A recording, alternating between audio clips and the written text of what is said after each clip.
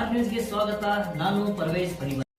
ಅದ್ದೂರಿಯಾಗಿ ಜರುಗಿದ ಶ್ರೀ ಲಕ್ಷ್ಮೀ ವೆಂಕಟೇಶ್ವರ ಜಾತ್ರಾ ರಥೋತ್ಸವ ಬೆಳಗಾವಿ ಜಿಲ್ಲೆಯ ರಾಮದುರ್ಗ ಪಟ್ಟಣದ ಹೆಸರಾಂತ ಮಲಪ್ರಭಾ ನದಿಯ ಸುಂದರ ಪ್ರಕೃತಿಯ ದಡದಲ್ಲಿ ನೆಲೆಸಿರುವ ಐತಿಹಾಸಿಕ ಇತಿಹಾಸ ಹಿನ್ನೆಲೆಯುಳ್ಳ ಪಟ್ಟಣದ ಆರಾಧ್ಯ ದೈವ ಹಾಗೂ ಗ್ರಾಮ ದೇವರಾದ ಶ್ರೀ ಲಕ್ಷ್ಮೀ ವೆಂಕಟೇಶ್ವರ ಜಾತ್ರಾ ರಥೋತ್ಸವ ಅದ್ದೂರಿಯಾಗಿ ಜರುಗಿತು. ಅಪಾರ ಸಂಖ್ಯೆಯ ಭಕ್ತ ಸಮೂಹ ಜಾತ್ರಾ ರಥೋತ್ಸವದಲ್ಲಿ ಭಾಗಿಯಾದರು. ಶ್ರೀ ಲಕ್ಷ್ಮೀ ವೆಂಕಟೇಶ್ವರ ಸ್ವಾಮಿ ರಥಾರೂಢನಾಗಿ ಭಕ್ತರಿಗೆ ದರ್ಶನವನ್ನು ನೀಡಿದನು.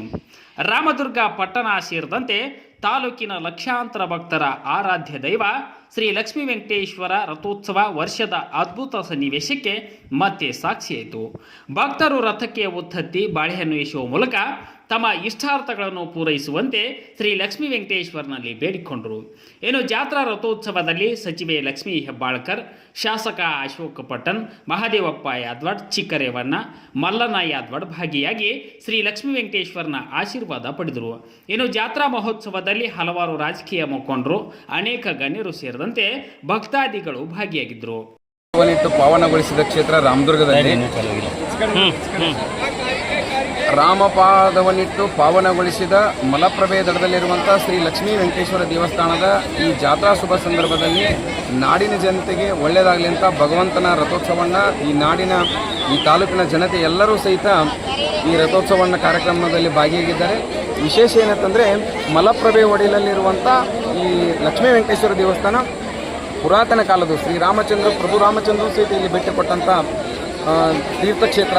ಈ ಕ್ಷೇತ್ರದಲ್ಲಿ ಈ ವರ್ಷ ಭಗವಂತ ಮಳೆ ಬೆಳೆ ಸಮೃದ್ಧಿ ಆಗಲಿ ಅಂತ ಇಷ್ಟೊಂದು ಜನ ರೈತರು, ವ್ಯಾಪಾರಸ್ಥರು ಎಲ್ಲರೂ ಕೂಡಿ ಈ ಮುಂಜಾನೆ ತೇರಿನಲ್ಲಿ ಎಲ್ಲರೂ ನಾವು ಭಗವಂತನ ದರ್ಶನವನ್ನು ಪಡೆದುಕೊಂಡು ಪುನೀತರಾಗಿದ್ದೀವಿ. ತಮಗೆಲ್ಲರಿಗೂ ಭಗವಂತ ಒಳ್ಳೇದು ಮಾಡಲಿ ಅಂತ ಕೇಳ್ತಾರೆ. ಎಲ್ಲರಿಗೂ ಈ ವೆಂಕಟೇಶ್ವರ ಜಾತ್ರೆಗೆ ಬಂದ ಎಲ್ಲ ಯಾತ್ರಿಕರು ಸ್ವಾಗತ ಕೊಡ್ತಾ ಈ ಪ್ರತಿ ವರ್ಷದಂತೆ ಈ ವರ್ಷವೂ ಕೂಡ ದೂರಿಂದ ಈ ಜಾತ್ರೆ ನೆರವೇರ್ತಾ ಇದೆ. ಕಳೆದ ಒಂದು ಕೊರೋನಾದಾಗ ಒಂದು 2 ವರ್ಷ ಬಿಟ್ಟರೆ ಅದನ್ನು ಹೊರತುಪಡಿಸಿದ್ರೆ ಪ್ರತಿ ವರ್ಷವೂ ಇಡೀ ನಮ್ಮ ರಾಮದುರ್ಗದೊಳಗೆ ಏನೈತಿ ಪ್ರತಿಯೊಬ್ಬರ ಮನೆಯವರು ಎಲ್ಲರೂ ಹೆಣ್ಮಕ್ಳು ಅಲ್ಲಿ ಪರಸ್ಪರ ತಮ್ಮ ಬೀಗರು ಬಿಟ್ಟರು ಎಲ್ಲರೂ ಕರೆಸಿ ಇದೊಂದು ಅತ್ಯಂತ ಉತ್ಸಾಹ ಮತ್ತು ವಿಜೃಂಭಣೆ ಮಾಡುವಂಥ ಇದು ರಥೋತ್ಸವವಾಗಿದೆ. ಈ ರಥೋತ್ಸವದಿಂದ ದೇವರು ಈ ವೆಂಕಟೇಶ್ವರನ ಕೃಪೆ ಎಲ್ಲರಿಗೂ ಆಶೀರ್ವಾದ ಸಿಗಲಿ. ದೇವರು ಎಲ್ಲರಿಗೂ ಆಯುರ ಆರೋಗ್ಯ ಐಶ್ವರ್ಯ ಅಂತಸ್ತು ಕೊಟ್ಟು ಕಾಪಾಡಲಿ. ಸರ್ವೇ ಜನರು ಸುಖಿನಗೋ ಅಂತಂಗೆ ಆ ವೆಂಕಟೇಶ್ವರ ಕೃಪೆಗೆ ಕಾಲಕ್ಕೆ ಮಳೆ ಬೆಳೆ ಎಲ್ಲ ಸಮೃದ್ಧಿ ಆಗಲಿ ಅಂತ ಹೇಳಿ ನಾನು ಮತ್ತೊಮ್ಮೆ ಎಲ್ಲರಿಗೂ ಧನ್ಯವಾದ ಹೇಳಿ ನಮಸ್ಕಾರ.